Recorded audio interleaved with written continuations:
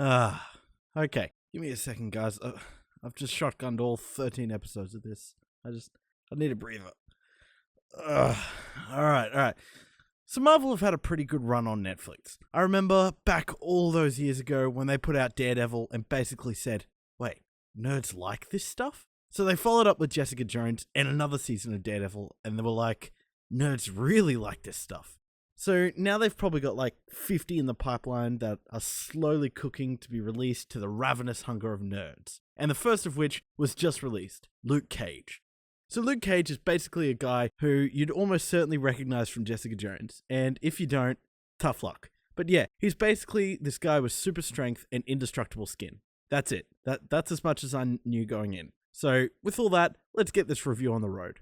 Luke Cage stars Mike Colter as the titular Luke Cage.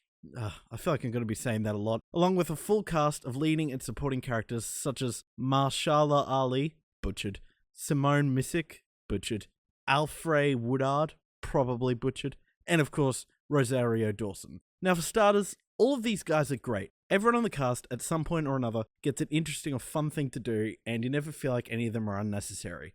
No siree. No unnecessary or super annoying characters here. No thank you. None of that. Marvel wouldn't put us through that. Never. That just wouldn't happen. Mike Colter in particular, obviously, more than holds his own as the main character of the series, and shows he's well deserving of the role. He gets a couple of different ways to play the character of Luke Cage, and with each one he's able to bring something unique to the table that works beautifully to flesh out the character with dimension and heart as an inspiring hero that has a very different tone to what we've seen on Marvel Netflix before. Of course, a good cast of characters is nothing if the story is garbage. Luckily, this one is not so. With these Marvel Netflix series, there's a real danger of getting to a point where the viewer is like, we've just been mulling over the same thing for like 5 episodes now. Can we just solve it and move on? But luckily, Luke Cage is able to solve that with some nice dynamic shifts in the story. Without spoiling anything, things will happen and the show will just carry through in a totally different direction to the start. There's also a touch of uniqueness to the story too, where Daredevil is more about justice and Jessica Jones is more about kind of survivors of traumatic incidents. Luke Cage has a lot to say both tonally and thematically about fathers and sons and sort of what it means to be a man and stuff. This really hit me as a welcome change to what you see in a lot of TV shows today in a very refreshing way. Good stuff. But unfortunately, the show isn't all good stuff. With every Marvel Netflix series so far, I've always felt that it's just one episode too many. And with Luke Cage, it's no different. You know what I'm saying? Like I reckon if just one episode, usually towards the end, was cut out, the pacing would be much better all around, as the writers and creators would probably just have to do a little less back and forth on certain things. Like, in this show, there's a point where the cops are kind of divided with a certain character about what another character has done, and it just felt like there were like 20 interactions of the cops being like, he's a baddie, no, he's a goodie, or whatever. Just a lot of back and forth on that. So like, I just reckon if they removed maybe one episode, the creators would be able to retroactively tighten everything up a bit and just fix the pacing a little so the viewers don't get fatigued towards the finale. Another thing that could be a problem is that I could see the show not being very accessible to new viewers. Like, obviously nerds will be like, just watch all the episodes and you'll get it later. And look, that's true, but if you're just an average Joe and you sit down and you're like, gonna try out this Luke Cage thing, and you watch the first episode, you'll probably be like, what?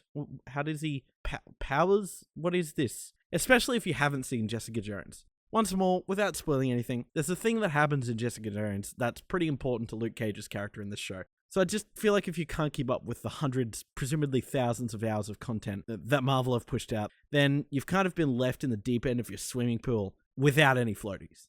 And a toaster. And one more thing.